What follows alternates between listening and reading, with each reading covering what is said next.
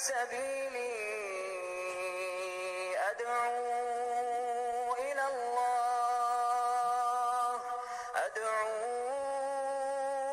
الله على بصيرة أنا ومن اتبعني وسبحان الله وما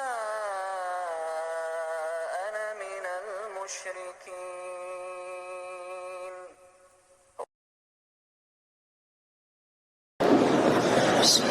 السلام عليكم ورحمة الله وبركاته.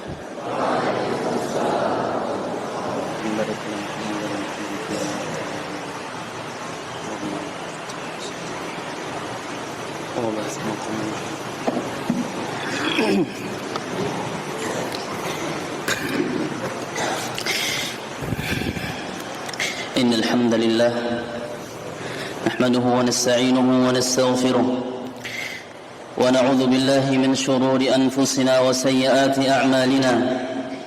من يهد الله فلا مضل له ومن يضلل فلا هادي له.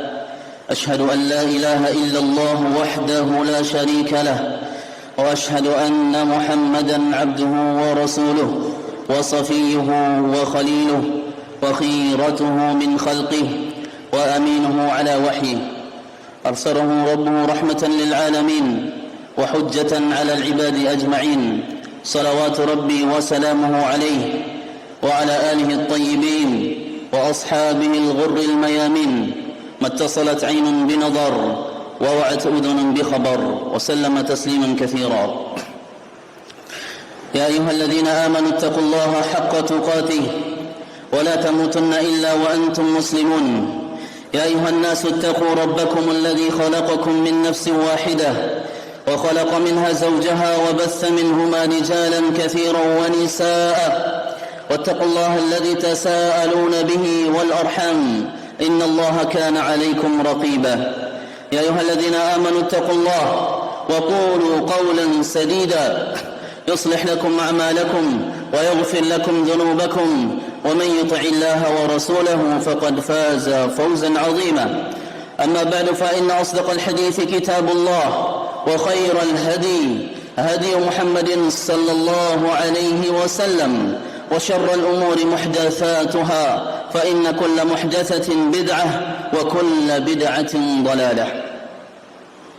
Kaum muslimin jamaah Jumat rahimakumullah, waktu senantiasa berjalan, hari demi hari, siang dan malam silih berganti. Baru kemarin rasanya kita meninggalkan Ramadan, maka kali ini kita sudah berada di penghujung bulan Sya'ban. Sebentar lagi kita akan memasuki bulan Ramadan insyaallah. Banyak orang-orang yang kita kenal, keluarga, karib kerabat, teman-teman, sahabat kita yang dahulu menemani kita untuk menjalankan ibadah puasa, qiyamul lail di dalam bulan Ramadan, yang kini mereka sudah mendahului kita. Kini mereka sudah mendahului kita menuju kampung dan negeri akhirat. Mereka sudah menjadi penghuni kubur. Yang mereka tunggu hanyalah al-ba'tsu wan nusyur, hari kebangkitan, hari pembalasan. Pintu amal telah tertutup rapat bagi mereka, kecuali yang memiliki amal jariyah. Maka kita yang masih hidup diberikan kesempatan oleh Allah Subhanahu wa taala untuk menggunakan kesempatan yang satu ini, menggunakan bulan Ramadan dengan sebaik-baiknya, karena sungguh bulan Ramadan adalah bulan yang penuh dengan rahmat Allah, penuh dengan ampunan Allah. Bulan Ramadan adalah bulan yang penuh dengan kesempatan emas, peluang emas bagi kaum muslimin yang ingin memanfaatkan dan meraih pahala yang melimpah ruah, maka Ramadanlah tempatnya. Manfaatkanlah bulan Ramadan, karena tidak ada yang tahu. Siapa tahu Ramadan kali ini adalah Ramadan penutup bagi kita, bagi sebagian dari kita. Wa ma tadri nafsun madza taksibu ghada wa ma tadri nafsun bi ayyi ardin tamut innallaha alimun khabir. Tidak ada satu jiwa pun yang mengetahui apa yang akan diperoleh hari esok, dan tidak ada satu jiwa pun yang mengetahui kapan dan di mana dia akan meninggal dunia. Talha bin Ubaidillah, salah seorang sahabat yang mulia Al-Ansari radhiyallahu taala anhu wa ardhah, yang dijamin masuk surga oleh Nabi kita yang mulia sallallahu alaihi wasallam, pernah bercerita. Beliau pernah bermimpi bertemu dengan dua orang yang masuk Islam bersamaan. Namun salah satu di antaranya kana ashadd ijtihadun min al-akhar. Salah satu di antaranya lebih bersungguh-sungguh dalam ibadah. Faghazal mujtahidu minhuma fastushhida fi sabilillah.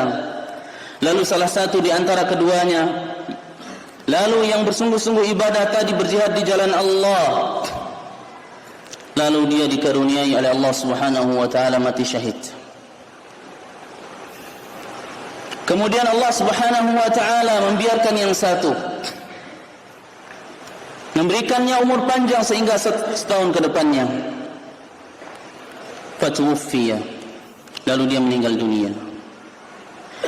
Lalu aku bermimpi, dalam mimpi tersebut bahwasanya aku berada di tengah mereka berdua. Tiba-tiba berada di depan pintu surga.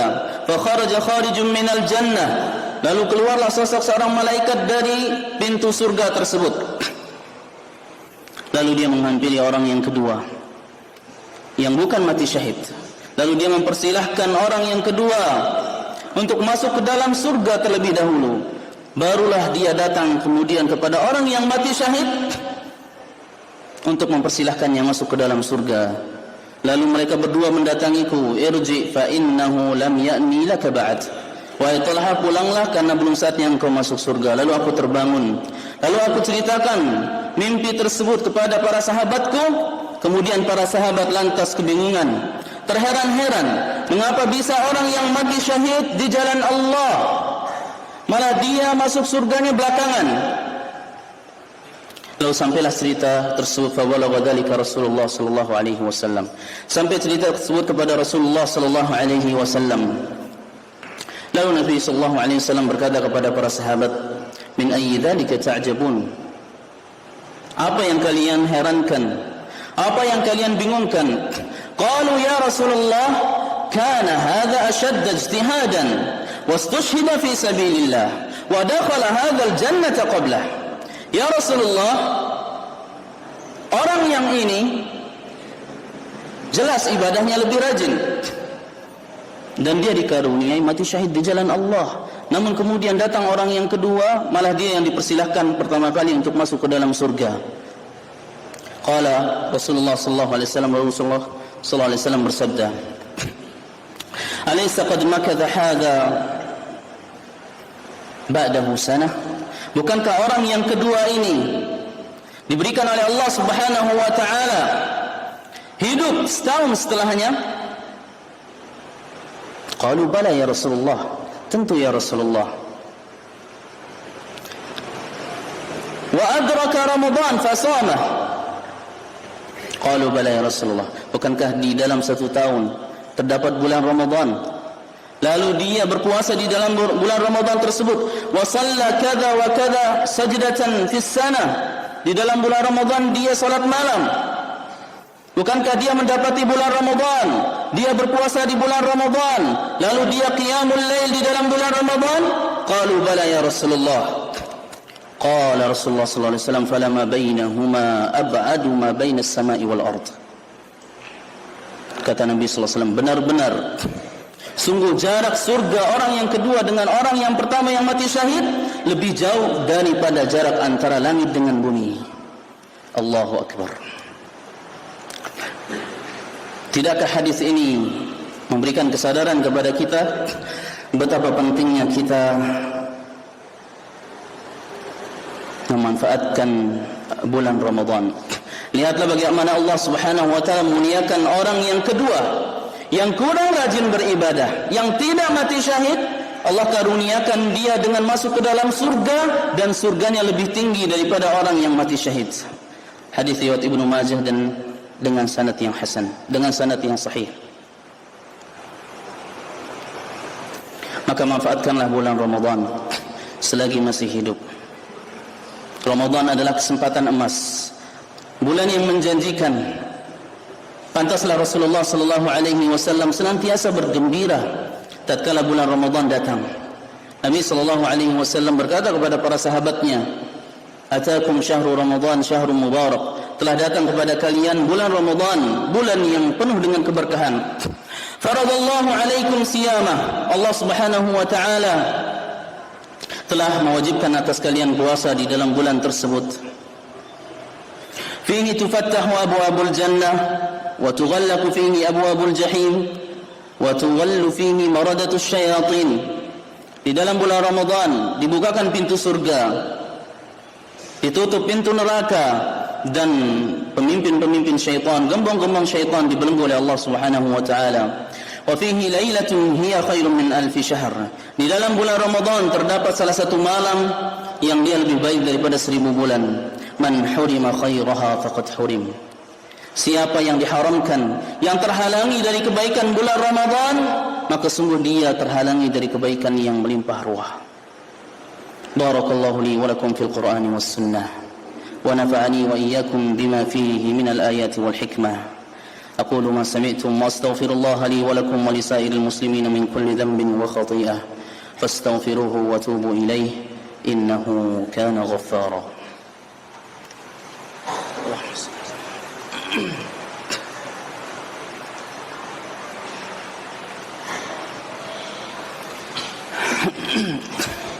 الحمد لله على إحسانه والشكر له على توفيقه وامتنانه وأشهد أن لا إله إلا الله وحده لا شريك له تعظيما لشانه وأشهد أن محمدا عبده ورسوله الداعي إلى رضوانه صلوات ربي وسلامه عليه وعلى آله وصحبه وإخوانه.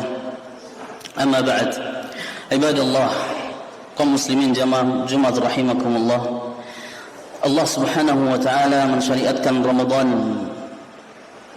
bukan hanya untuk kita merasakan lapar, bukan hanya untuk kita merasakan haus, namun Allah mensyariatkan puasa di bulan Ramadan dengan tujuan dan hikmah yang paling besar, agar kita bisa menjadi orang yang bertakwa. Setiap Jumat kita mendengarkan para khatib berwasiat, ya ayyuhalladzina amanu taqullah, agar kita bertakwa kepada Allah. Maka bulan Ramadan adalah madrasah sekaligus guru terbaik yang mengajarkan kepada kita hakikat ketakwaan kepada Allah Subhanahu wa taala. Siapa saja yang ingin mengukur puasanya, apakah puasanya telah diterima oleh Allah Subhanahu wa taala, apakah puasanya sesuai dengan keinginan Allah Subhanahu wa taala, maka hendaklah dia ukur apakah puasa tersebut telah bisa menahan matanya dari melihat haram, apakah puasanya telah bisa menahan dirinya dari segala perbuatan haram, apakah puasanya telah bisa menahan telinganya dari mendengar yang haram. Apabila demikian, maka berbahagialah, itu adalah puasa yang Allah Subhanahu wa taala inginkan. Namun apabila dia berpuasa namun masih terus-menerus bermaksiat kepada Allah, berdosa kepada Allah, puasanya tidak bisa menahan matanya dari melihat yang haram, puasanya tidak bisa menahan telinganya dari mendengar yang haram, puasanya tidak bisa menahan seluruh anggota badannya dari maksiat dan dosa, maka orang yang seperti ini hendaklah dia bersedih, karena semuanya puasa yang ini adalah puasa yang tidak diinginkan dan tidak dibutuhkan oleh Allah Subhanahu wa taala. Rubba sha'imin laisa hadduhu min siyamihi illa al-ju' wal 'atash. Betapa banyak orang yang puasa namun tidak ada yang didapati dari puasanya melainkan hanya al-ju' wal 'atash, rasa lapar dan rasa dahaga. Mengapa bisa demikian? Kata Nabi sallallahu alaihi wasallam, "Man lam yada' qaula az-zuri wal 'amala bihi, falaysa lillahi hajatun fi an yada'a ta'amahu wa syarabahu." Siapa yang tidak bisa ketika berpuasa, dia masih tidak bisa meninggalkan qaul az-zur, perkataan dusta dan perkataan-perkataan haram, wal 'amala bihi, dan perbuatan-perbuatan yang haram, maka Allah Subhanahu wa taala tidak butuh bagi puasa orang yang hanya sekedar meninggalkan makanan dan minumannya. Ibadallah, inna Allah ya'murukum bi amrin 'azimin bada'a fihi bi nafsihi wa thanna fihi bi malaikatihi faqala 'azza min qailin 'alima inna Allah wa malaikatahu yusalluna 'alan nabi ya ayyuhalladzina amanu sallu 'alaihi wa sallimu taslima. اللهم صل على محمد وعلى آل محمد كما صليت على إبراهيم وعلى آل إبراهيم إنك حميد مجيد وبارك على محمد وعلى آل محمد كما باركت على إبراهيم وعلى آل إبراهيم إنك حميد مجيد